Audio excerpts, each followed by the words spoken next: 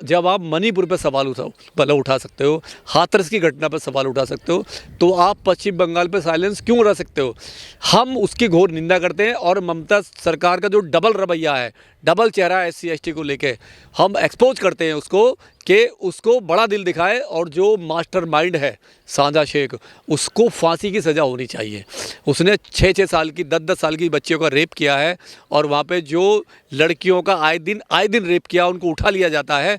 और जो उसकी घटना आई है, देखिए राजनीति जिसको करनी है करे, लेकिन इस लेवल पर नहीं। अगर ममता बनर्जी सेकुलर के नाम पे SC ST को, औरतों का अपनी पार्टी के पदाधिकारियों को शोषण कराती है, तो हम उसका घोर विरोध करते हैं और ममता बनर्जी की सरकार का भी बायकॉट करते हैं। क्योंकि SC ST को साथ में पूरे देश में जहाँ जहाँ BJP की भी सरकार है, वहाँ भी अत्याचार बहुत हुए हैं।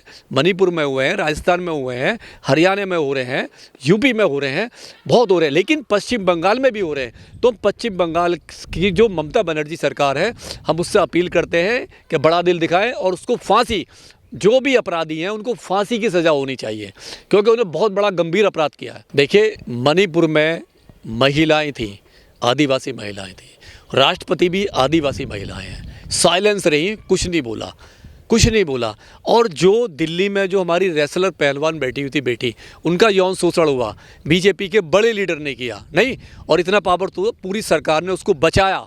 तो ये सरकार जो है अपने अपराधियों को बचाती है, और जब दूसरे स्टेट में होता है तो सीना चौड़ के चलती है। आज BJP जो है पूरे बंगाल को घेर रही है, लेकिन जब ये मणिपुर में होता है, यूपी में होता है, दिल्ली में होता है, राजस्थान में होता है, तो ये सरकार जो है BJP सरकार मुंह में दही जमा के बैठ जाती है और अपराधियों को पूरी तरीके से संरक्षण देती है, उनको बचाती है। तो हम ममता बनर्जी जो वहाँ पर सरकार है TMC की, उसको बहुत तरीके से निंदा करते हैं, और जितनी भी धाराएं हैं यौन शोषण की, वो उन अपराधियों पर लगनी चाहिए और उनको फांसी की सज़ा होनी चाहिए। और मैं और भी दिल्ली में जितने भी हमारे सो कॉल जो अपने आप को एक्टिविस्ट कहते हैं, पॉलिटिशियन कहते हैं, मैं उनसे अपील करता हूं कि संदेश खाली का जो SC ST की महिलाएं हैं, उनके सपोर्ट में वो प्रेस कॉन्फ्रेंस करें और रोड पे आएँ, आंदोलन चलाएं।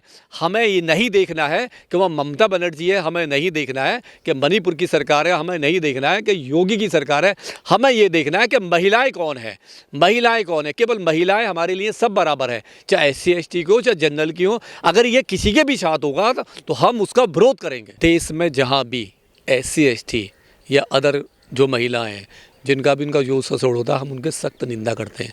और पश्चिम बंगाल के संदेश खाली में जो बहुत बड़ी घटना घटी है और वो बहुत दिनों से हो रहा है, हम उसकी ममता बनर्जी सरकार की बहुत घोर निंदा करते हैं।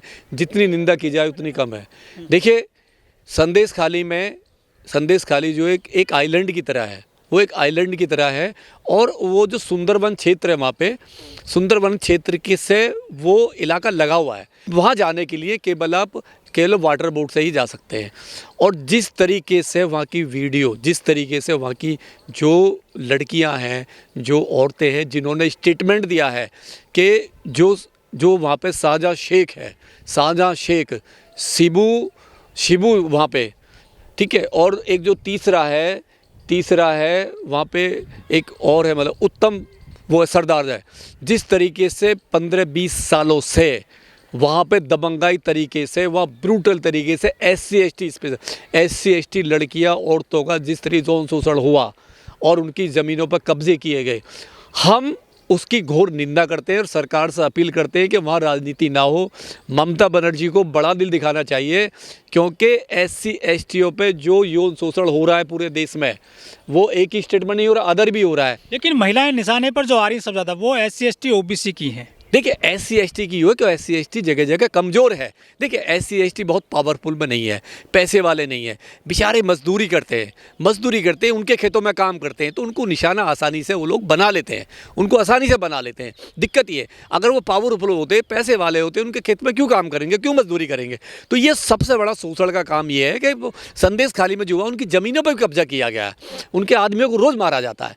तो यूपी में भी हो रहा है, हरियाणा में हो रहा है, पूरे देश में हो रहा है। ये पूरे देश में हो रहा है। लेकिन जितने भी, मैं कह रहा हूँ, जितने भी सो कॉल, जितने भी सोशल एक्टिविस्ट को अपने आप कहते हैं और आए दिन यूपी में, हरियाणा में उन पर उंगली उठाते हैं, तो मेरा ये मानना है कि वो यहाँ पे भी अपना बड़ा दिल दिखाएं, बंगाल को भी घेरें, क्योंकि बंगाल में कोई स्पेशल नहीं है, वो भी देश का हिस्सा है, वो भी हमारे देश का, वो भी हमारी बहन बेटी है, वो भी हमारी बहन बेटी है। हम उनके लिए भी आवाज़ बनेंगे।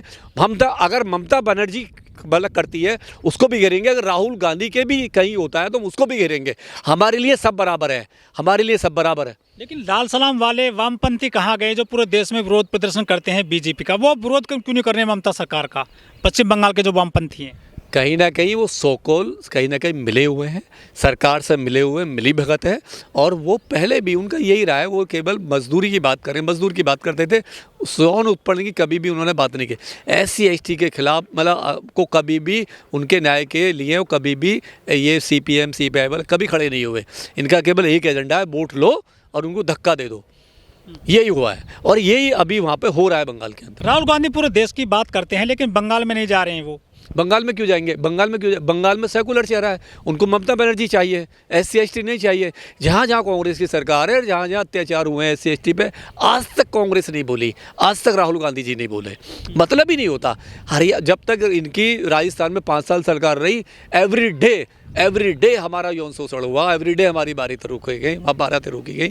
छत्तीसगढ़ में यही हुआ, ठीक है। तो ये तो केवल साइलेंस हो जाते हैं, दलितों के नाम पे इनकी आत्मा मर जाती है। चाहे राहुल गांधी हो, चाहे केजरीवाल हो, चाहे BJP हो, ये सब एक जैसे हो जाते हैं। इन्हें केवल राजनीति करनी होती है। अगर यूपी में कुछ हो रहा है तो राहुल जी बोलेंगे, अगर मतलब किसी और स्टेट में हो रहा है तो वहाँ पे हमारे वो बोलेंगे, BJP वाले बोलेंगे। अच्छा, बीजेपी पश्चिम बंगाल को लेकर काफ़ी उग्र दिख रही है, विरोध प्रदर्शन कर रही है, लेकिन मणिपुर पर वो जो चुप्पी साध लेते हैं।